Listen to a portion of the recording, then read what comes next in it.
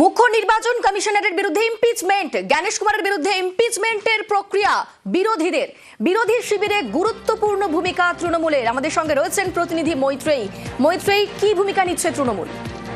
দেখুন, তৃণমূলের তরফ থেকে গত বাজেট অধিবেশনের একেবারে শেষ পর্যায়ে মুখ্যমন্ত্রী মমতা বন্দ্যোপাধ্যায়ের নির্দেশের পরিপ্রেক্ষিতে ইমপিচমেন্ট বিষয়ে সমস্ত বিরোধী দলের সঙ্গে কথা বলা শুরু হয়েছিল এবং তাদের প্রত্যেকের সঙ্গে তাদেরকে অনবোর্ড নিয়ে আসার প্রক্রিয়া শুরু করে দিয়েছিলেন তৃণমূল সাংসদরা। সেই কাজটাই আরো কয়েক ধাপ এগিয়েছে বলে এখনো পর্যন্ত খবর পাওয়া যাচ্ছে। ইতিমধ্যেই একটি ড্রাফট তৈরি করা হয়েছে ইমপিচমেন্ট প্রস্তাব নিয়ে এবং অন্যান্য বিরোধী দলের সঙ্গে সহযোগিতা এবং তাদের সঙ্গে আলাপ আলোচনা করার ক্ষেত্রে তৃণমূল কংগ্রেসের একটি গুরুত্বপূর্ণ ভূমিকা রয়েছে বলে এখনো পর্যন্ত আমরা জানতে পারছি। এবং যেটা জানা যাচ্ছে যে যদি সব ঠিক থাকে তাহলে বাজেট অধিবেশনের এই যে দ্বিতীয় পর্ব আজ থেকে শুরু হলো, এই পর্বে এই ইমপিচমেন্ট প্রস্তাব আনা হতে পারে বিরোধীদের তরফ থেকে। সঙ্গে থাকো মৈত্রেয়ী।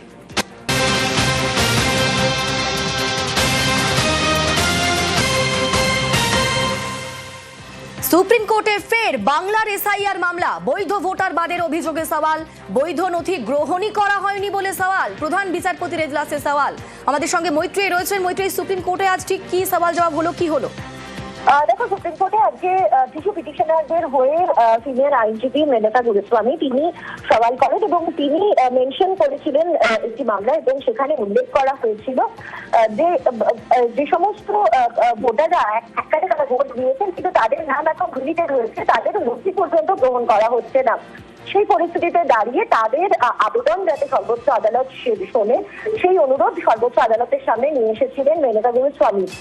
প্রাথমিকভাবে প্রধান বিচারপতি উল্লেখ করেন যে জুডিশিয়াল অফিসারদের করা যে পদক্ষেপ তাতে পদক্ষেপ করা বা তার শুনানি করা কতটা সম্ভব প্রধান বিচারপতিদের পক্ষ থেকে সেটার ব্যাপারে তারা কিছুটা সন্দেহ প্রকাশ করেন। যদিও সংবিধানের প্রভিশন আছে এই কথা উল্লেখ করার পর আগামীকাল রাজ্যের যে মূল এসআইআর মামলা সেই মামলার সঙ্গে এই আবেদনের শুনানি করতে